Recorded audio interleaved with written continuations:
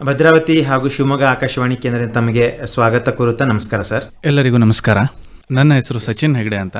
ನಾನು ಸಾಗರದಲ್ಲಿ ನ್ಯಾಯವಾದಿಯಾಗಿ ನನ್ನ ವೃತ್ತಿಯನ್ನು ಮುಂದುವರಿಸ್ಕೊಂಡು ಹೋಗ್ತಾ ಇದ್ದೀನಿ. ಹೇಳಿ, ರೈತ ಮತ್ತು ಕಾನೂನು ಈ ವಿಚಾರ ಕುರಿತು ನಮ್ಮ ಕೇಳುಗರಿಗೆ ಏನು ಹೇಳಕ್ಕೆ ತಾವು ಇಷ್ಟಪಡ್ತೀರಾ? ರೈತ ಮತ್ತು ಕಾನೂನು ಅಂದರೆ ಎರಡು ಡೈವರ್ಜೆಂಟ್ ಥಿಂಗ್ಸ್ ಅಂತಲೇ ನಾನು ಹೇಳಕ್ಕೆ ಇಷ್ಟಪಡ್ತೀನಿ. ಯಾಕೆ ಅಂದರೆ ನಮ್ಮ ದೇಶದಲ್ಲಿ, ಭಾರತ ದೇಶದಲ್ಲಿ ಸಾಧಾರಣವಾಗಿ ಅಂದರೆ ಹಳೆ ತಲೆಮಾರು ಏನೇನು ಈ ಕೃಷಿಯನ್ನು ಆಯ್ಕೆ ಮಾಡಿಕೊಂಡಿದೆ ಅವರೆಲ್ಲ ಬಹುಶಃ ಅನಕ್ಷರಸ್ಥರೇ ಆಗಿದ್ದಾರೆ. ಅಂದರೆ ಕಾನೂನಿನ ಬಗ್ಗೆ ತುಂಬ ಕಡಿಮೆ ತಿಳುವಳಿಕೆ ಇದೆ ಅವರಿಗೆ. ಸೊ ಹಾಗಾಗಿ ಇವತ್ತಿನ ತಾರೀಕಿಗೂ ಕೂಡ, ಈ ದಿನಾಂಕದಂದು ಕೂಡ, ಅಂದರೆ ಈ ಜಮಾನದಲ್ಲೂ ಕೂಡ ಅವರಿಗೆ ಅವರ ಹಕ್ಕುಪತ್ರದಲ್ಲಿ ಅಂದರೆ RTCಯಲ್ಲಿ ಇನ್ನೂ ಅವರ ತಾತ ತಂದೆಯವರ ಹೆಸರೇ ಇರುತ್ತೆ. ಸರ್ಕಾರದ ಹಲವಾರು ಯೋಜನೆಗಳ ಬೆನಿಫಿಟನ್ನು, ಉಪಯೋಗಗಳನ್ನು ಅವ್ರಿಗೆ ಸಿಗೋದಿಲ್ಲ. ಸೊ ಈ ವಿಚಾರವಾಗಿ ಅವರು ತಮ್ಮ ಎಲ್ಲ ದಾಖಲೆಗಳನ್ನು ವಕೀಲರನ್ನು ಸಂಪರ್ಕ ಮಾಡಿಯೋ ಅಥವಾ ನ್ಯಾಯಾಲಯದಲ್ಲಿ ಈಗ ಉಚಿತ ಕಾನೂನು ಸೇವೆ ಅಂತ ಇರುತ್ತೆ, ಅಲ್ಲಿ ಸಂಪರ್ಕ ಮಾಡಿಯೋ ಅವರು ತಮ್ಮ ದಾಖಲೆಗಳನ್ನು ಸರಿಯಾದ ರೀತಿಯಲ್ಲಿ ಇಟ್ಕೊಳ್ಳೋದು ಒಳ್ಳೆಯದು ಅನ್ನೋದು ನನ್ನ ಒಂದು ಅಭಿಪ್ರಾಯ. ಸೊ ಈ ನಿಟ್ಟಿನಲ್ಲಿ ತಾವು ಇದನ್ನು ಯಾವ ಒಂದು ಸಮಸ್ಯೆಗಳು ಎದುರಿಸ್ಬೋದು ಸರ್? ಈಗ ನಮ್ಮ ಒಂದು ರೈತಾಪಿ ವರ್ಗ ಮೊದಲಿನ ಹಾಗೆ ಏನು ಅನಕ್ಷರಸ್ಥರಲ್ಲ. ಈಗ ಸದ್ಯದ ಪರಿಸ್ಥಿತಿಯಲ್ಲಿ ಎಲ್ಲರೂ ಕೂಡ ಅಕ್ಷರಸ್ಥರು, ಆಮೇಲೆ ಜೊತೆಗೆ ತುಂಬ ಒಂದು ಆಧುನಿಕ ವಿಚಾರಗಳು ತಿಳ್ಕೊಂಡವರು. ಒಬ್ಬ ಸಾಮಾನ್ಯ ಹಾಲು ಮಾರಾಟ ಮಾಡೋನು ಕೂಡ ಅಮೆರಿಕಾಗೆ ಹೋಗಿ ಬರೋ ಒಂದು ಅಷ್ಟೊಂದು ಅವರು ಬೆಳ್ಕೊಂಡಿದ್ದಾರೆ. ಹಿಂದೇನೂ ಇಲ್ಲ, ಅಂದರೆ ರೈತರು ಮೊದಲಿದ್ದಿನ ಹಾಗೆ ಏನಿಲ್ಲ. ಆದ್ರೂ ಇನ್ನೂ ಕೆಲವೊಂದು ಪ್ರದೇಶಗಳಲ್ಲಿ ಯಾವ ವಿಚಾರ ಅಂತ ಅನ್ನೋದೇ ಅವ್ರಿಗೆ ಗೊತ್ತಾಗೋದಿಲ್ಲ, ಏನು ಅಂತಂತೆ ಅವ್ರಿಗೆ ಗೊತ್ತಾಗಲ್ಲ. ಸೊ ಈ ಒಂದು ಸಂದರ್ಭದಲ್ಲಿ ಈಗ ತಾವು ಹೇಳಿದ ಹಾಗೆ ಈಗ ಯಾರ್ದೋ ಅಜ್ಜನ ಹೆಸರು ಮೇಲೆ ಇದ್ದು ಇನ್ನೂ ಕೂಡ ಅದನ್ನೇ ಮಾಡ್ಕೊಂಡು ಹೋಗಿರ್ತಾರೆ. ಮುಂದೆ ಕೂಡ ಇದನ್ನು ಕೃಷಿ ಅವರ ಹೆಸರು ಮೇಲೆ ಇರುತ್ತೆ. ಯಾರೋ ಸತ್ತೋಗಿ 30 ವರ್ಷ ಆದ್ರೂ ಅವರು ಇನ್ನೂ ಆ ಒಂದು ಹೆಸರು ಮೇಲೆ ಅವರು ಮುಂದುವರ್ಸ್ಕೊಂಡು ಹೋಗಿರ್ತಾರೆ. ಸೊ ಇಂಥ ಸಂದರ್ಭದಲ್ಲಿ ನಾವು ಏನು ಮಾಡ್ಬೇಕಂತ ಹೇಳ್ತೀರಾ? ಮೊದಲನೇದಾಗಿ ರೈತನ ಪ್ರಮುಖ ದಾಖಲೆ ಅಂದರೆ ಅವನ ಹಕ್ಕುಪತ್ರ, ಅಂದರೆ RTC, ಪಹಣಿ ಪತ್ರಿಕೆ ಅಂತ ನಾವು ಹೇಳ್ತೀವಿ. ಸೊ ಆ ಪಹಣಿ ಪತ್ರಿಕೆಯಲ್ಲಿ ಈಗ ತಂದೆಯವರ ಹೆಸರಲ್ಲಿತ್ತು ಅಂತಂದರೆ ತಂದೆಯವರ ಮರಣದ ನಂತರ ಅವರ ಮರಣ ಪ್ರಮಾಣ ಪತ್ರವನ್ನು ಸಂಬಂಧಪಟ್ಟಂತಹ ತಹಶೀಲ್ದಾರ್ ಅವರ ಕಚೇರಿಯಲ್ಲಿ ಅದನ್ನು ಸಲ್ಲಿಸಿ ತಮ್ಮ ಹೆಸರಿಗೆ, ಅಂದರೆ ಯಾರ್ಯಾರು ಮೊದಲನೇ ವರ್ಗದ ವಾರಸುದಾರರಾಗಿರ್ತಾರೋ ಅವರ ಹೆಸರಿಗೆ ಆ ಪಹಣಿ ಪತ್ರಿಕೆಯನ್ನು ಬದಲಾವಣೆ ಮಾಡಿಕೊಳ್ಳೋದು ಮೊದಲನೇ ಹಂತ. ನಾವು ಇವತ್ತಿಗೂ ಗಮನಿಸಬಹುದು, ಹಳ್ಳಿಗಳಲ್ಲಿ ಹಲವಾರು ಜನರ RTCಯಲ್ಲಿ ಅಂದರೆ ಪಹಣಿ ಪತ್ರಿಕೆಯಲ್ಲಿ ಇನ್ನು ಅವರ ಪೂರ್ವಜರ ಹೆಸರೇ ಇರುತ್ತೆ. ಸೊ ಅದು ಏನಾಗ್ಬಿಡುತ್ತೆ ಅಂದರೆ ಬೆಳೆ ಸಾಲ ತಗೊಳ್ಬೇಕಾದ್ರೆ ಅಥವಾ ಬೇರೆ ಯಾವುದೋ ಸಾಲವನ್ನು ಯೋಜನೆಗಳ ಖಂಡಿತವಾಗಿ ತೊಡಕ ಉಂಟಾಗುತ್ತದೆ. ಎರಡನೇದಾಗಿ ಆ ಪಹಣಿ ಪತ್ರಿಕೆಯಲ್ಲಿ ಜಮೀನು ಅಭಿವೃದ್ಧಿಗೋ ಬೇರೆ ಏನೋ ಕೆಲಸಕ್ಕೋ ಆ ಪಹಣಿ ಪತ್ರಿಕೆಯನ್ನು ಏನು ಇಟ್ಟು ಇವರು ರೈತರು ಸಾಲ ತಗೊಂಡಿರ್ತಾರೆ, ಆ ಪಹಣಿ ಪತ್ರಿಕೆ ಋಣಗಳು ಎಂಬ ಕಾಲಂನಲ್ಲಿ ಇನ್ನು ಆ ಬ್ಯಾಂಕಿನ ಹೆಸರೇ ಬರ್ತಾ ಇರುತ್ತೆ. ಸಾಲವನ್ನೇ ಇವರು ತೀರಿಸಿರ್ತಾರೆ, ಬಟ್ ಆ ಬ್ಯಾಂಕಿನ ಹೆಸರೇ ಬರ್ತಾ ಇರುತ್ತೆ. ಸೊ ಅದ ಹಕ್ಕು ಖುಲಾಸೆಯನ್ನು ಮಾಡ್ಕೊಳ್ಳೋದು ಒಂದು ಪ್ರಮುಖ ಹಂತ. ಸೊ ಅದನ್ನು ಎಷ್ಟೋ ಜನ ರೈತರು ಮಾಡ್ಕೊಳ್ಳೋದಿಲ್ಲ, ಅವ್ರಿಗೆ ಗೊತ್ತಿರೋದಿಲ್ಲ. ಸೊ ಅದು ಇವತ್ತಿನ ದಿನಾಂಕದವರೆಗೂ ಅದೇ ಮುಂದುವರಿತಾ ಹೋಗಿರುತ್ತೆ. ಅದು ಸಹ ರೈತರಿಗೆ ತೊಡಕುಂಟಾಗುತ್ತೆ. ಸೊ ಆ ಒಂದು ಪಹಣಿ ಪತ್ರಿಕೆ ಸರಿಯಾಗಿರ್ಬೇಕಂತ ಹೇಳ್ತೀರಾ? ಹೌದು. ಇದಲ್ದೇ ಈಗ ಅವರ ಪೂರ್ವಜರ ಒಂದು ಏನು ಜಮೀನಿರುತ್ತೋ ಆ ಜಮೀನು ಅವರು ಹಂಚಿಕೆ ಮಾಡ್ಕೊಂಡಿರ್ತಾರೆ ಯಾವುದೋ ಒಂದು ರೂಢ್ ಮೆಥಡಲ್ಲಿ. ನಿಂದು ಇಷ್ಟಪ್ಪ, ನೀನು ಇಷ್ಟು ಇದು ಮಾಡ್ಕೊ, ನಾನು ಇಷ್ಟು ಇದು ಮಾಡ್ಕೊತೀನಿ ಅಂತಂತೆ ಯಾರ್ದೋ ಊರಿನ ಜನ ಸ್ವಲ್ಪ ಸೇರಿಬಿಟ್ಟು ಮಾಡಿರ್ತಾರೆ. ಆಮೇಲೆ ನಂತರದ ಒಂದು ದಿನಗಳಲ್ಲಿ ಅವರ ಮಕ್ಕಳಾಗಿರಲಿ ಅಥವಾ ಅವರ ಮಗಳಾಗಿರಲಿ, ಇಲ್ಲ ದೊಡ್ಡವನಿಗೆ ಸ್ವಲ್ಪ ಜಾಸ್ತಿ ಹೋಗಿದೆ ಜಮೀನು, ನಮಗೆ ಸ್ವಲ್ಪ ಕಡಿಮೆ ಬಂತಲ್ಲ, ಇಲ್ಲ ನಾವು ಸರಿ ಮಾಡಬೇಕು ಇದನ್ನು ಅಂತಂತ ಹೇಳೋ ಒಂದು ಸಂದರ್ಭದಲ್ಲಿ ಕಾನೂನು ಯಾವ ರೀತಿಯಿಂದ ಸಹಾಯ ಮಾಡುತ್ತೆ? ಸೊ ಈಗ ಈ ಒಂದು ಏನು ಪಾರ್ಟಿಷನ್, ಹಿಸ್ಸೆ ಅಂತ ನಾವು ಅದನ್ನು ಕಾನೂನಿನ ಭಾಷೆಯಲ್ಲಿ ಹಿಸ್ಸೆ ಅಂತ ಕರಿತೀವಿ. ಸೊ 2004ರಿಂದ ಆಚೆಗೆ ಜುಬಾನಿ ಹಿಸ್ಸೆ ಅಂದರೆ ಬಾಯಿ ಮಾತಿನ ಈ ಹಿಸ್ಸೆಗೆ ಒಂದು ಬೆಲೆ ಇತ್ತು. ಅದಾದ ನಂತರ ಸುಪ್ರೀಂ ಕೋರ್ಟ್ ಒಂದು ತೀರ್ಪನ್ನು ಕೊಡುತ್ತೆ. ಆಮೇಲೆ 2004ರಲ್ಲಿ ತಿದ್ದುಪಡಿ ಆಗುತ್ತೆ, ಹಿಂದೂ ಸಕ್ಸಿಷನ್ ಆ್ಯಕ್ಟ್, ಪ್ರಮುಖವಾಗಿ ಹಿಂದೂ ಸಕ್ಸಿಷನ್ ಆ್ಯಕ್ಟ್. ಅಂದರೆ ನಮ್ಮ ದೇಶದ ಕಾನೂನು ಹಿಂಗೆ, ಇದು ಧಾರ್ಮಿಕ ಇದಕ್ಕೆ ಸಂಬಂಧಪಟ್ಟಾಗಿ ಹಿಂದೂ ಸಕ್ಸಿಷನ್ ಆ್ಯಕ್ಟ್ ಏನು ತಿದ್ದುಪಡಿ ಆಗುತ್ತೆ. ಅದಾದಮೇಲೆ ಈ ಬಾಯಿ ಮಾತಿನ ಹೆಸರುಗಳಿಗೆ ಮೊದಲಿನ ಆ ಒಂದು ವ್ಯಾಲ್ಯೂ ಅನ್ನೋದು ಯಾವುದು ಬೆಲೆ ಇಲ್ಲ, ಹೌದು, ಸಿಂಧುತ್ವ ಇಲ್ಲ. ಸೊ ಹಾಗಾಗಿ ಯಾವುದೇ ಹಕ್ಕು ಹೆಚ್ಚಾಗಲಿ ಅಥವಾ ಕಡಿಮೆ ಆಗಲಿ ಅದು it's needs to be registered ಅಂತ section 17 of Indian registration act ಹೇಳುತ್ತೆ. ಸೊ ಹಾಗಾಗಿ ರೈತರು ಸಾಧ್ಯ ಆದಷ್ಟು ಈ ಹಿಸ್ಸೆಗಳನ್ನು ರಿಜಿಸ್ಟರ್ ಉಪನೋಂದಣಾಧಿಕಾರಿಗಳ ಕಚೇರಿಯಲ್ಲಿ ರಿಜಿಸ್ಟರ್ ಮಾಡ್ಕೊಳ್ಳೋದು ಒಳ್ಳೆಯದು. ಅಥವಾ ಈಗ ತಂದೆಯ ಮರಣದ ನಂತರ ಒಂದು 8-10 ಜನ ಅಣ್ಣ ತಮ್ಮಂದಿರು ಇರ್ತಾರೆ, ಅಥವಾ ಮೊದಲನೇ ವರ್ಗದ ವಾರಸುದಾರರು ಅಂತ ನಾವೇನು ಕರಿತೀವಿ ಇರ್ತಾರೆ. ಅವರ ಮಧ್ಯ ಏನಾದರೂ ವೈಮನಸ್ಸು ಬಂದರೆ, ನನಗೆ ಇಷ್ಟು ಬೇಕಾಗಿತ್ತು ಬಟ್ ಆದರೆ ಇಷ್ಟೇ ಕೊಟ್ಟಿದ್ದಾರೆ ಅನ್ನುವಂತಹ ಏನೋ ಒಂದು ವೈಮನಸ್ಸು ಬಂದರೆ ಅವರು ನ್ಯಾಯಾಲಯಕ್ಕೆ ಹಿಸ್ಸಾ ದಾವವನ್ನು ಸಲ್ಲಿಸಿ, ಈ ಮೈಸೂರು ಕರ್ನಾಟಕದಲ್ಲಿ ಹಿಸ್ಸಾ ದಾವ ಅಂತ ಕರಿತೀವಿ, ಉತ್ತರ ಕರ್ನಾಟಕದ ಕಡೆ ವಾಂಟಣಿ ದಾವ ಅಂತ ಕರೀತಾರೆ. ಸೊ ಈ ಒಂದು ದಾವೆಯನ್ನು ಸಲ್ಲಿಸಿ ಅವರು ನ್ಯಾಯಾಲಯದ ಮೂಲಕ ಡಿಕ್ರಿಯನ್ನು ಪಡೆದುಕೊಳ್ಳುವ ಎಲ್ಲ ಅವಕಾಶಗಳು ಇರುತ್ತೆ. ಏನಾದರೂ ನ್ಯಾಯಾಲಯದ ಖರ್ಚು ವೆಚ್ಚಗಳು ಅಥವಾ ವಕೀಲರ ಖರ್ಚು ವೆಚ್ಚಗಳು ಬಡ ರೈತರು ಅಂತ ಸಂದರ್ಭಗಳ ಪರಿಸ್ಥಿತಿಯಲ್ಲಿ ನ್ಯಾಯಾಲಯದಲ್ಲಿ ಉಚಿತ ಕಾನೂನು ಸೇವಾ ಪ್ರಾಧಿಕಾರ ಅಂತ ಇರುತ್ತೆ. ಅಲ್ಲಿ ಸ್ಟ್ಯಾಂಡಿಂಗ್ ಕೌನ್ಸಿಲ್ ಅಲ್ಲಿ ಒಂದಷ್ಟು ಜನ ವಕೀಲರು ಪ್ಯಾನಲ್ ಅಡ್ವೊಕೇಟ್ ಆಗಿರ್ತಾರೆ. ಸೊ ಅವರನ್ನು ಸಂಪರ್ಕಿಸಿದರೆ ರೈತರಿಗೆ ಉಪಯೋಗ ಆಗುತ್ತೆ ಅನ್ನೋದು ನನ್ನ ಅಭಿಪ್ರಾಯ. ಆಮೇಲೆ ಅವರು ಕೂಡ ಪರಿಶೀಲನೆ ಮಾಡ್ತಾರಲ್ಲ, ಇದು ಈಗ ಇವರು ಉಚಿತ ಕಾನೂನು ಸೇವೆ ಪಡೆಯೋದಕ್ಕೆ ಅರ್ಹರೋ ಇಲ್ವೋ ಅಂತ ಹೇಳಿ ಅದು ಕೂಡ ಪರಿಶೀಲನೆ ಆಗುತ್ತೆ. ಖಂಡಿತ ಅಲ್ವಾ. ಜೊತೆಗೀಗ ಊರಲ್ಲಿ ಹಿಂದಿನ ಒಂದು 60 ವರ್ಷದ ಹಿಂದೆ ಅಂದ್ಕೊಳ್ಳಿ, ಇಲ್ಲ 70 ವರ್ಷದ ಹಿಂದೆ ಊರಿನ ಪ್ರಮುಖರು ಏನೋ ಒಬ್ಬ ಸಣ್ಣ ರೈತ ಹತ್ರ ಯಾವುದೋ ಒಂದು ವಿಚಾರಕ್ಕೆ ಯಾವುದೋ ಒಂದು ಏನೋ ಒಂದು ಸ್ವಲ್ಪ ಅವ್ರಿಗೆ ಧಾನ್ಯನೋ ಕೊಟ್ಟು ಇದನ್ನೋ ಕೊಟ್ಟು ಹೊಲ ಏನೋ ಬರ್ಸ್ಕೊಂಡಿರ್ತಾರೆ, ಇದು ಮಾಡಿರ್ತಾರೆ. ಈಗ ಅವರ ಮಕ್ಕಳು ಏನಾದರೂ ಮುಂದೆ ಬಂದು ಇದು ನಮ್ಮಪ್ಪ ಮಾಡ್ತಾ ಇದ್ದ ಜಮೀನು, ಇದು ನಮಗೆ ಬೇಕೀಗ ಅಂತಂದಾಗ ನೀವು ಯಾವ ರೀತಿಯಿಂದ ಸಹಾಯ ಮಾಡ್ತೀರಿ? ಈಗ ಜಮೀನು ಬರ್ಸ್ಕೊಳ್ಳೋದಕ್ಕೆ it's needs to be registered. ಅಂದರೆ ಈಗ ಯಾವುದೇ ಜಮೀನಲ್ಲಿ ಯಾರ ಹೆಸರನ್ನು ಎಂಟ್ರಿ ಮಾಡೋದಕ್ಕೆ ಅಥವಾ ತೆಗೆಯೋದಕ್ಕೆ, ಹೆಚ್ಚು ಮಾಡೋದಕ್ಕೆ, ಕಡಿಮೆ ಮಾಡೋದಕ್ಕೆ ಅದು ಆ ದಾಖಲೆ ರಿಜಿಸ್ಟರ್ ಆಗಿರಬೇಕಾಗುತ್ತೆ. ಸೊ ಅದು ರಿಜಿಸ್ಟರ್ ಆಗದೇ ಇದ್ದ ಪಕ್ಷದಲ್ಲಿ ಯಾರು ಬರ್ಸ್ಕೊಂಡಿದ್ದಾರೆ ಅಂತ ಈ ರೈತ ಅಂದ್ಕೊಂಡಿರ್ತಾನೆ, ಅವ್ರ ಹೆಸರಿಗೆ ಆ ಜಮೀನು ಹೋಗಿರೋದಿಲ್ಲ. ಸೊ ಅದನ್ನ ನ್ಯಾಯಾಲಯದಲ್ಲಿ 3 ವರ್ಷದೊಳಗೆ ನಾವು ಚಾಲೆಂಜ್ ಮಾಡಬಹುದು, ಇಲ್ಲ ಅಂದ್ರೆ ಟೈಮ್ ಲಿಮಿಟ್ ಮುಗಿದು ಹೋಗಿರುತ್ತೆ. ಸೊ ಕಾನೂನಿನ ಕಾಲಾವಕಾಶ ಅನ್ನುವ ಒಂದು ಕಾನೂನು ಇದೆ ನಮ್ಮಲ್ಲಿ. ಸೊ ಆ ಕಾಲಾವಕಾಶದೊಳಗೆ ಅದನ್ನ ಕೇಳಬೇಕಾಗುತ್ತೆ. ಇಲ್ಲ, ಯಾಕಂದ್ರೆ ಅವನು ಅನಕ್ಷರಸ್ಥರಾಗಿರ್ತಾನೆ, ಅಲ್ಲಿ ಊರಿನ ಅವ್ರಿಗೇನು ಗೊತ್ತಿಲ್ಲ. ನಿನ್ಗೆ ಯಾಕೆ ಬೇಕೋ ಜಮೀನು, ನಾವೆಲ್ಲ ಊಟ ಕೊಡ್ತೀವಿ, ಬಟ್ಟೆ ಕೊಡ್ತೀವಿ, ಎಲ್ಲ ಮಾಡ್ತೀವಿ ಅಂತನೋ ಆವಾಗ, ಅಂದರೆ ಸುಮಾರು ಒಂದು 60-70 ವರ್ಷದ ಹಿಂದೆ ಈ ಥರ ಒಂದು ಸುಮಾರು ಈ ಥರದ್ದು ಆಗಿರೋ ಒಂದು ಘಟನೆಗಳು ನಾವು ಚರಿತ್ರೆಯಲ್ಲಿ ನೋಡ್ಬೋದು, ನಾವು ಹಿಸ್ಟ್ರಿಯಲ್ಲಿ ನೋಡಿದ್ದೀವಿ ಕೂಡ. ಸೊ ಅಂಥ ಒಂದು ವಿಚಾರದಲ್ಲಿ ಅವನ ಮಗನೋ ಇಲ್ಲ ಮೊಮ್ಮಗನೋ ಮುಂದೆ ಬಂದು ನಮ್ಮಪ್ಪ ನಮ್ಮ ಮುತ್ತಜ್ಜ ಅವರು ಉಳುಮೆ ಮಾಡ್ತಾಯಿದ್ರು, ಈ ಜಮೀನು ನಮ್ಮದು ಅಂತಂತ ಹೇಳೋದಾದರೆ ಅದು ಯಾವ ರೀತಿ ತಾವು ಪರಿಹಾರ ಅಥವಾ ತಮ್ಮ ಒಂದು ಸಲಹೆ ಯಾವ ರೀತಿ ಅಂತ ಹೇಳ್ತೀರಾ? ಅಂಥ ಸಂದರ್ಭಗಳಲ್ಲಿ ನಮ್ಮ ಕಾನೂನು ಎಲ್ಲದಕ್ಕೂ ಒಂದು ದಾರಿಯನ್ನು ಕೊಟ್ಟಿದೆ.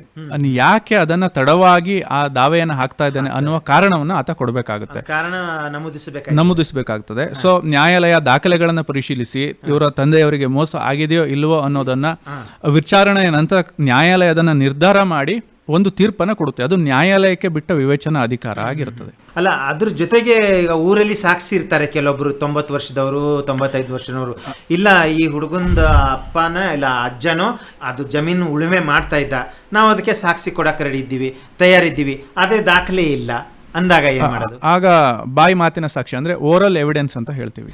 ಸೊ ಅದರ ಮೂಲಕ ನ್ಯಾಯಾಲಯದಲ್ಲಿ ಇವರು ಸಾಕ್ಷಿಯನ್ನ ಕೊಡಬಹುದು, ಕೊಡ್ಲೇಬಾರದು ಅಂತೇನಿಲ್ಲ. ಸೊ ಅದನ್ನ ನ್ಯಾಯಾಲಯ ತನ್ನ ವಿವೇಚನೆಯ ಮೂಲಕ ಅದನ್ನ ನಿರ್ಧಾರ ಮಾಡುತ್ತೆ. ಹೌದು, ಇದು ಏನು ಅವ್ರ ಪರವಾಗಿ ಆಗ್ಬೇಕು ಅಥವಾ ಏನಂತ ಅವ್ರು ನಿರ್ಧಾರ ಮಾಡುತ್ತೆ. ಹೌದು, ಖಂಡಿತ. ಕೆಲವೊಂದು ಸಂದರ್ಭದಲ್ಲಿ ಈಗ ಹಠಮಾರಿ ಕೆಲವೊಬ್ರು ಉಂಬತನ ತೋರಿಸ್ತಾರೆ, ನಮ್ಮ ರಸ್ತೆ ನಮ್ಮ ಜಮೀನಿನ ರಸ್ತೆ ನೀನು ಹೋಗಬಾರ್ದು, ಅಥವಾ ಸಾರ್ವಜನಿಕರಿಗೆ ಅದನ್ನು ಇಲ್ಲ ಇದು ನಮ್ಮದು, ಇದು ನಾವು ಬಿಡೋದಿಲ್ಲ ನಿಮ್ಮ ಹೋಗೋಕ್ಕೆ ಅಂತಂತ ಹೇಳ್ತಾರೆ. ಆಮೇಲೆ ಅದು ಗಲಾಟೆ ಕೂಡ ಕೆಲವೊಂದು ಸಲ ಆಗಿರೋ ಒಂದು ಸಂದರ್ಭಗಳು ನಾವು ನೋಡಿದ್ದೀವಿ ಸರ್, ಕೇಳಿದ್ದೀವಿ. ಹೌದು. ಇಂಥ ಸಂದರ್ಭದಲ್ಲಿ ಈಗ ಅವನ ಜಮೀನಿಂದ ಇನ್ನೊಬ್ಬನ ಜಮೀನಿಗೆ ಹೋಗೋಕ್ಕೆ, ರಸ್ತೆ ಬಿಡೋಕ್ಕೆ ಯಾವ ರೀತಿಯಿಂದ ತಾವು ಕಾನೂನಿನ ಒಂದು ಪರಿಹಾರ ಕೊಡ್ತೀವಿ? ಈಗ ಸಾರ್ವಜನಿಕ ರಸ್ತೆ ಹಾಗೂ ಹರಿಯುವ ನೀರನ್ನು ತಡೆಯೋ ಹಾಗಿಲ್ಲ. ಭಾರತೀಯ ದಂಡ ಸಂಹಿತೆ ಅಂತ, ಇಂಡಿಯನ್ ಪಿನಲ್ ಕೋಡ್ ಅಂತ ಮೊದಲು ಇತ್ತು, ಈಗ ಭಾರತೀಯ ನ್ಯಾಯ ಸಂಹಿತೆ ಅಂತ ಬದಲಾಗಿದೆ. ಸೊ ಅದರಲ್ಲೂ ಕೂಡ ಅದು ಒಂದು ಅಪರಾಧ ಆಗುತ್ತೆ ಆ ಥರ ತಡೆಯೋದು. ಇನ್ನು ಸಿವಿಲ್ ವಿಚಾರಕ್ಕೆ ಬಂದರೆ, ಸಿವಿಲ್ ಕಾನೂನುಗಳ ವಿಚಾರಕ್ಕೆ ಬಂದರೆ ಈಸ್ಮೆಂಟರಿ ರೈಟ್ ಅಂತ ಕರಿತೀವಿ. ಈಗ ಮ್ಯಾಪಲ್ಲಿ ಅಂದರೆ ನಕ್ಷೆಯಲ್ಲಿ ಕಾಣಿಸುವ ರಸ್ತೆ ಅಥವಾ ಇನ್ನೊಬ್ಬನ ತೋಟವನ್ನ ಜಮೀನನ್ನ ಹಾದು ನನ್ನ ತೋಟಕ್ಕೆ ಹೋಗಬೇಕು ಅಂತ ಸಂದರ್ಭದಲ್ಲಿ ಅದನ್ನ ತಡೆಯೋ ಹಾಗಿಲ್ಲ. ಆತನ ಈಸ್ಮೆಂಟರಿ ರೈಟಿಗೆ ನಾವು ಧಕ್ಕೆ ತಂದಂಗೆ ಆಗುತ್ತೆ. ಸೊ ಅದನ್ನ ತಡೆಯೋದು ಕೂಡ ಸಿವಿಲ್ ನ್ಯಾಯಾಲಯದ ಮೂಲಕ ನಾವು ನ್ಯಾಯಾಲಯದ ಮೆಟ್ಟಿಲೇರಿ ನಮಗೆ ಬೇಕಾದಂತಹ ನ್ಯಾಯವನ್ನ ಪಡೆದುಕೊಳ್ಳುವಂತಹ ಅವಕಾಶ ಇರುತ್ತೆ. ಹಾಗಾಗಿ ಜಮೀನಿಗೆ ಹೋಗುವಂತಹ ಹಕ್ಕನ್ನ, ಇನ್ನೊಬ್ಬನ ಹಕ್ಕನ್ನ ನಾವು ತಡೆಯೋ ಹಾಗೆ ಇಲ್ಲ.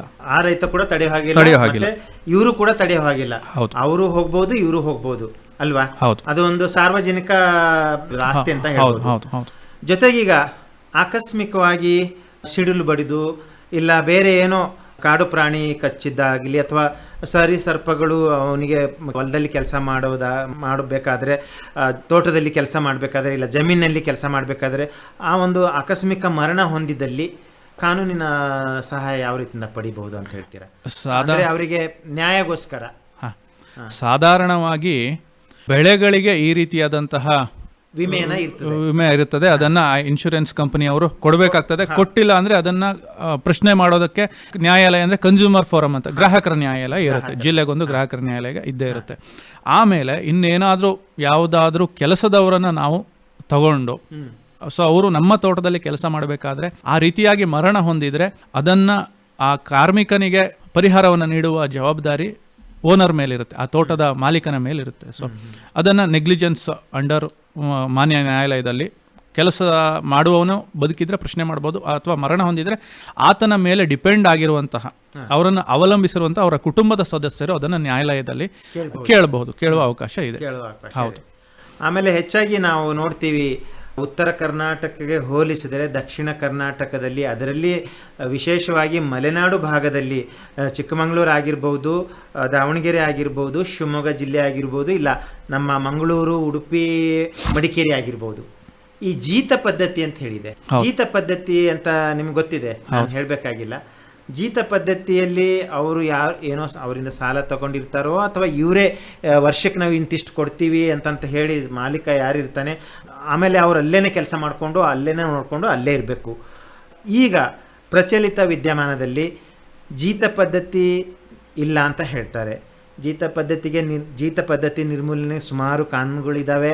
ಅದಕ್ಕೆ ಜಿಲ್ಲಾ ದಂಡಾಧಿಕಾರಿಗಳು ಕೂಡ ಇದ್ದಾರೆ, ಜೊತೆಗೆ ನ್ಯಾಯಾಲಯದವರು ಕೂಡ ಇದ್ದಾರೆ, ಜೊತೆಗೆ ಆರಕ್ಷಕ ವಿಭಾಗದವರು ಕೂಡ ಇದ್ದಾರೆ, ಎಲ್ಲರೂ ಇದ್ದಾರೆ. ಸೊ ಒಂದು ಜೀತ ಪದ್ಧತಿ ಕಂಡು ಹಿಡಿದ ಆದಮೇಲೆ ಯಾವ ರೀತಿಯಿಂದ ಅದು ಮುಂದೆ ಒರಿತದೆ ಅಂತ ಹೇಳ್ತೀರಾ? ಅದೇ, ಈ ಜೀತ ಪದ್ಧತಿ ಅನ್ನೋದು ಸ್ವಾತಂತ್ರ್ಯ ಸಿಕ್ಕ ಕೆಲವು ವರ್ಷಗಳವರೆಗೆ ತುಂಬಾ ರ್ಯಾಂಪ್ಯಾಂಟ್ ಇನ್ ದ ಸೊಸೈಟಿ ಅಂತ ಹೇಳ್ಬಹುದು. ಸೊ ಅದಾದ ನಂತರ ಭಾರತ ಸಂವಿಧಾನದಲ್ಲೂ ಕೂಡ ಅದನ್ನು ತಗೊಬಂದ್ರು, ಜೀತ ಪದ್ಧತಿ ನಿರ್ಮೂಲನೆ ಆಯಿತು. ಅದಕ್ಕೆ ಸಂಬಂಧಪಟ್ಟಂತಹ ಲೇಬರ್ ಲಾಸ್ ಅಂದ್ರೆ ಕಾರ್ಮಿಕರ ಕಾನೂನುಗಳನ್ನು ತಂದ್ರು. ಅದರಲ್ಲೂ ಕೂಡ ಬೌಂಡೆಡ್ ಲೇಬರ್ ಅಂದ್ರೆ ಜೀತ ಪದ್ಧತಿಯನ್ನ ಅಬಾಲಿಷನ್ ಮಾಡಲಾಯಿತು. ಇಟ್ ಹ್ಯಾಸ್ ಬೀನ್ ಕಂಪ್ಲೀಟ್ಲಿ ಅಬಾಲಿಷ್ಡ್ ಕಾನೂನಿನ ಕಣ್ಣಲ್ಲಿ. ಸೊ ಈಗ ಏನಾದರೂ ಯಾರನ್ನಾದರೂ ಈ ರೀತಿಯಾಗಿ ಜೀತವಾಗಿ ಇಟ್ಟುಕೊಂಡ್ರೆ ಆ ವ್ಯಕ್ತಿಗೆ ಖಂಡಿತ ಬಂದು ಕಂಪ್ಲೇಂಟ್, ಫಿರ್ಯಾದಿಯನ್ನು ಕೊಡೋದಕ್ಕಾಗೋದಿಲ್ಲ. ಅವರ ಕುಟುಂಬಸ್ಥರೋ, ಅವರ ಸಂಬಂಧಿಕರೋ, ಸ್ನೇಹಿತರೋ ಯಾರಾದರೂ ಪೊಲೀಸರಿಗೆ ಕಂಪ್ಲೇಂಟನ್ನು ಕೊಡ್ಬೋದು, ಅಥವಾ ರೆವೆನ್ಯೂ ಅಧಿಕಾರಿಗಳಿಗೆ ಸಂಬಂಧಪಟ್ಟಂಥ ತಹಶೀಲ್ದಾರು, ಜಿಲ್ಲಾಧಿಕಾರಿಗಳಿಗೆ ಫಿರ್ಯಾದಿಯನ್ನು ಕೊಟ್ಟರೆ ತಕ್ಷಣಕ್ಕೆ ಅದರ ಸಂಬಂಧಪಟ್ಟ ಹಾಗೆ ಕ್ರಮ ತೆಗೆದುಕೊಳ್ಳುವ ಅಧಿಕಾರ ಪೊಲೀಸರಿಗೆ ಹಾಗೂ ರೆವಿನ್ಯೂ ಅಫಿಷಿಯಲ್ಸ್ ಅಂದರೆ ತಹಶೀಲ್ದಾರ್, ಕಂದಾಯ ಇಲಾಖೆಯವರಿಗೆ ಇರುತ್ತದೆ. ಸೊ ಅವರು ಆ ಸ್ಥಳಕ್ಕೆ ಬಂದು ಅದರ ಬಗ್ಗೆ ವಿಚಾರಣೆ ನಡೆಸಿ ಯಾರು ತಪ್ಪಿಸ್ತಾರೋ ಅವರನ್ನು ಬಂಧನ ಮಾಡಿ ಆ ಏನು ಒಬ್ಬ ವ್ಯಕ್ತಿಯನ್ನ ಬಾಲಕಾರ್ಮಿಕನ ಬೌಂಡೆಡ್ ಲೇಬರ್ ಜೀತದಾಳಾಗಿ ಸೇರಿಸ್ಕೊಂಡಿರ್ತಾರ ಅವರನ್ನ ಬಿಡುಗಡೆ ಮಾಡುವ ಎಲ್ಲ ಅಧಿಕಾರ ಕಂದಾಯ ಅಧಿಕಾರಿಗಳೇ ಹಾಗೂ ಪೊಲೀಸರಿಗೆ ಇರುತ್ತೆ. ಬಿಡುಗಡೆ ಆದ್ಮೇಲೆ ಕಾನೂನಿನ ಒಂದು ಸಹಾಯ ಯಾವ ರೀತಿಯಿಂದ ಅವರಿಗೆ ಸಿಗುತ್ತೆ ಸರ್? ಖಂಡಿತ ಮಾಲೀಕರ ಮೇಲೆ ಕ್ರಿಮಿನಲ್ ಕೇಸ್ ಆಗುತ್ತದೆ, ಸಂಬಂಧಪಟ್ಟ ನ್ಯಾಯಾಲಯದಲ್ಲಿ ವಿಚಾರಣೆ ಆಗುತ್ತದೆ. ಮಾನ್ಯ ನ್ಯಾಯಾಲಯಗಳು ಅದಕ್ಕೆ ಸಂಬಂಧಪಟ್ಟಂತಹ ದಾಖಲೆಗಳನ್ನು ಪರಿಶೀಲಿಸಿ ಸಾಕ್ಷ್ಯಗಳನ್ನು ವಿಚಾರಣೆ ಮಾಡಿ ಯಾರು ಆ ರೀತಿಯಾಗಿ ಕೆಲಸ ಮಾಡಿರ್ತಾರೋ ಅವರಿಗೆ ಶಿಕ್ಷೆ ಕೊಡುವಂತಹ ಕೆಲಸವನ್ನ ಮಾಡ್ತವೆ. ಪುನರ್ವಸತಿಗಾಗಿ ಏನು ಕ್ರಮ ತಗೊಳ್ತದೆ? ಪುನರ್ವಸತಿಗಾಗಿ ಪವರ್ ಇರೋದು ಅಂದ್ರೆ ಅಧಿಕಾರ ಇರೋದು ರೆವೆನ್ಯೂ ಅಧಿಕಾರಿಗಳಿಗೆ, ಕಂದಾಯ ಇಲಾಖೆಗೆ ನಿರ್ದೇಶನ ಮಾಡಬಹುದು ಮಾನ್ಯ ನ್ಯಾಯಾಲಯ. ಹೌದು, ಯಾಕಂದ್ರೆ ನಾವು ಜೀತ ಪದ್ಧತಿ ಅಂದ ತಕ್ಷಣ ಇದು ಲೇಬರ್ ಡಿಪಾರ್ಟ್ಮೆಂಟ್ಗೆ ಸಂಬಂಧಪಡ್ತದೆ ಅಂತ ನಾವು ಸಾಮಾನ್ಯವಾಗಿ ತಿಳ್ಕೊಳ್ತೀವಿ.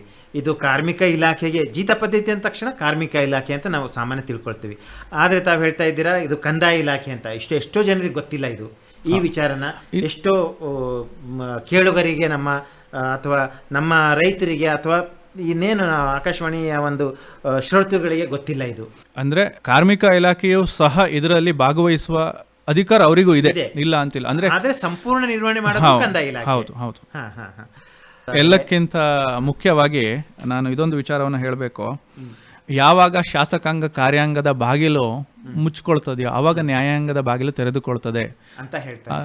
ನ್ಯಾಯವನ್ನು ಎತ್ತಿ ಹಿಡಿಯೋದಕ್ಕೆ ಅಂತ ಹೇಳ್ತಾರೆ. ಸೊ ಹಾಗಾಗಿ ನಾವು ಗಮನಿಸಬಹುದು, ಬಡ ರೈತರಿಗೆ ಅಥವಾ ಅನಕ್ಷರಸ್ಥರಿಗೆ ಕೊನೆಯದಾಗಿ ಅವರು ತಟ್ಟಬೇಕಾದದ್ದು ನ್ಯಾಯಾಂಗದ ಬಾಗಿಲನ್ನೇ. ಬೇರೆ ಎಲ್ಲೂ ಅವರಿಗೆ ಅಂತಹ ಒಂದು ನಿಷ್ಪಕ್ಷಪಾತವಾದಂತಹ ಪ್ರತಿಕ್ರಿಯೆ ಸಿಗೋದಿಲ್ಲ ಅಂತ ಹೇಳಕ್ ಇಷ್ಟಪಡ್ತೀನಿ. ಸೊ ಹಾಗಾಗಿ ಏನು ನಮ್ಮ ವ್ಯವಸ್ಥೆಯಲ್ಲಿ ಮೂರನೇ ಅಂಗ ಏನು ನ್ಯಾಯಾಂಗ ಇದೆ, ಅದು ರೈತರ ಕಣ್ಣೀರನ್ನು ಒರೆಸೋದಕ್ಕೆ ಒಂದು ಒಳ್ಳೆಯ ಅಂಗವಾಗಿದೆ ಅಂತ ಹೇಳ್ತಾ ನನ್ನ ಅಭಿಪ್ರಾಯವನ್ನು ತಿಳಿಸ್ತಾ ಇದ್ದೀನಿ. ಒಳ್ಳೆಯದು ಸರ್. ಇದುವರೆಗೆ ತಾವು ರೈತ ಮತ್ತು ಕಾನೂನು ಈ ವಿಚಾರ ಕುರಿತು ನಮ್ಮ ಕೇಳುಗರಿಗೆ ಭದ್ರಾವತಿ ಆಕಾಶವಾಣಿ, ಶಿವಮೊಗ್ಗ FM ಆಕಾಶವಾಣಿ ಕೇಂದ್ರದಿಂದ ತಾವು ತಿಳಿಸ್ಕೊಟ್ಟಿದ್ದೀರಾ. ಹೆಚ್ಚಿನ ಒಂದು ಮಾಹಿತಿಗಾಗಿ ಅಥವಾ ತಮ್ಮನ್ನೇ ಸಂಪರ್ಕಿಸುವುದಾದರೆ ತಮ್ಮ ದೂರವಾಣಿ ಸಂಖ್ಯೆ, ಸಂಪರ್ಕ ಸಂಖ್ಯೆ ಹೇಳಬೇಕಂದ್ರೆ 7891462276. ಯಾಕೆಂದರೆ ದೂರವಾಣಿ ಮುಖಾಂತರ ಎಲ್ಲದೂ ಆಗೋದಿಲ್ಲ ಅಲ್ವಾ? ಹೌದು. ಸೊ ಅವರು ದೈಹಿಕವಾಗಿ ಏನು ಅವ್ರ ಸಮಸ್ಯೆ ಅನುಭವಿಸ್ತಾ ಇದ್ದಾರೆ, ನಿಮ್ಮನ್ನೇ ಖುದ್ದಾಗಿ ಬಂದು ಅವರು ಕಾಣಬೇಕು. ಅದು ನ್ಯಾಯಾಲಯದಲ್ಲಿ ಕಾಣಬೇಕು, ನ್ಯಾಯಾಲಯಕ್ಕೆ ಸಂಬಂಧಪಟ್ಟ ವಿಚಾರ ಇರಬೇಕು. ಸೊ ಆವಾಗಲೇ ತಾವು ಅದನ್ನು ಪರಿಹಾರ ಮಾಡ್ತೀರಾ, ಅವರಿಗೆ ಸಲಹೆ ಕೊಡ್ತೀರಾ, ಮತ್ತು ಅವ್ರಿಗೆ ಮುಂದೆ ಒಂದು ಮಾರ್ಗದರ್ಶನ ಕೂಡ ಕೊಡ್ಬೋದು. ಧನ್ಯವಾದ ಚೇತನ್ ಹೆಗಡೆ ಅವರೇ. ಇದುವರೆಗೆ ತಾವು ನಮ್ಮ ಆಕಾಶವಾಣಿ ಭದ್ರಾವತಿ ಶಿವಮೊಗ್ಗ FM ಕೇಂದ್ರಕ್ಕೆ ಬಂದು ರೈತ ಮತ್ತು ಕಾನೂನು ಈ ವಿಚಾರ ಕುರಿತು ತಮಗೇನು ಒಂದು ತಮ್ಮಲ್ಲಿ ಏನು ಒಂದು ಅಭಿಪ್ರಾಯ ಇದೆ, ತಮ್ಮಲ್ಲಿ ಏನು ಒಂದು ಹೇಳಬೇಕು ಕೇಳಬೇಕು ನಾನು ಇನ್ನೊಬ್ಬರಿಗೆ ಅಂತ ಅನ್ನೋ ಒಂದು ಉತ್ಸಾಹ ಇದೆ, ಅದನ್ನು ತಾವು ತಿಳಿಸ್ಕೊಟ್ಟಿದ್ದೀರಾ. ಇನ್ನೊಮ್ಮೆ ತಮಗೆ ಧನ್ಯವಾದ ಹಾಗೂ ನಮಸ್ಕಾರ ಸರ್. ನಮಸ್ಕಾರ.